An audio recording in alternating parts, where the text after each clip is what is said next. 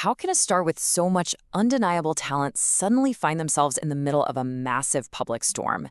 Today, we're going to unpack the source material that chronicles the absolutely fascinating and pretty turbulent career of actor and singer Cynthia Erivo. Wow. I mean, this quote right here, it really just says it all, doesn't it? It perfectly frames the drama we're about to get into. This incredibly fast rise to the top, followed by what seems like an equally sudden fall from grace. So let's break down how this all went down. All right, here's our game plan. We'll start at the very beginning, then track her meteoric rise. From there, we'll look at the projects the source claims just completely stalled her momentum, dive deep into the whole Wicked movie controversy, and then see what the final verdict on her career really is. Okay, so let's rewind. Our story starts in London. Cynthia Erivo was born back in 1987 to Nigerian refugees. She was raised by her mom after her parents split, and she found her passion for performing pretty early on.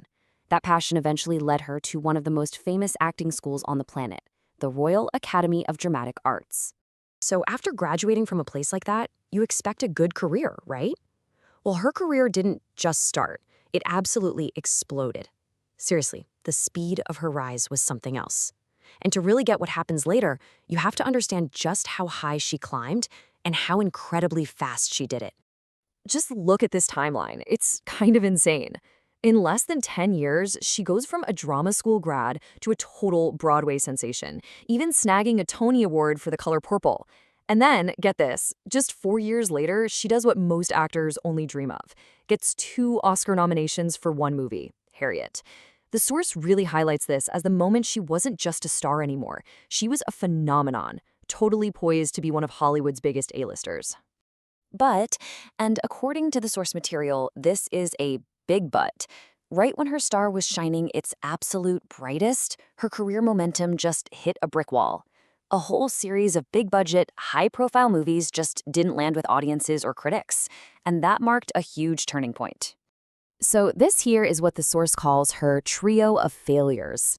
Now look, were these flops her fault? Probably not. But the material points to a really harsh truth about the industry: guilt by association. In Hollywood, if your name gets attached to a few big disappointments in a row, casting agents start to get nervous, no matter how talented you are. The momentum was definitely slowing down. And that brings us to the real core of this whole analysis: her being cast as Elphaba in the movie version of Wicked. I mean, this should have been the role of a lifetime, a total triumph.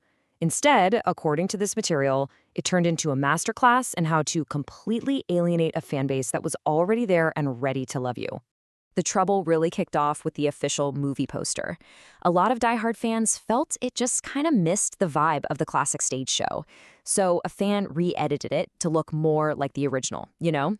And that version went viral, which just shows you how passionate people were.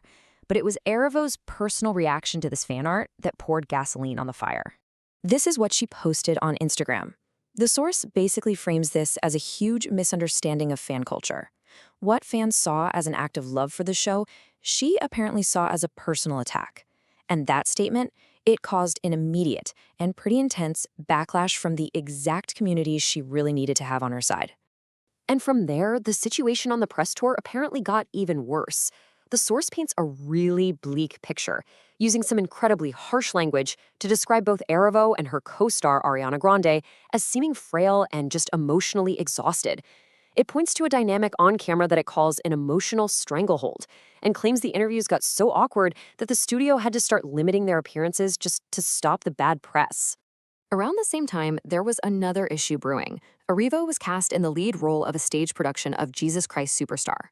The source here argues this wasn't just a bold artistic choice, but that it was a move designed to be provocative, basically farming for outrage, which just added more fuel to the fire. So after we've tracked the rise, the stall, and all the controversies, what's the takeaway? The source starts to move towards its final verdict, and it asks a really tough question. Was all this just bad luck in a brutal industry, or was it something more like self-sabotage? This quote pretty much sums up the source's entire argument. The claim is that through her public interactions and her personal reactions, she just systematically tore down the connection with an audience that was once totally ready to crown her a superstar. And here is the source's final report card, so to speak. It concludes that her public persona started to lack humility and that she often came across as a misunderstood victim.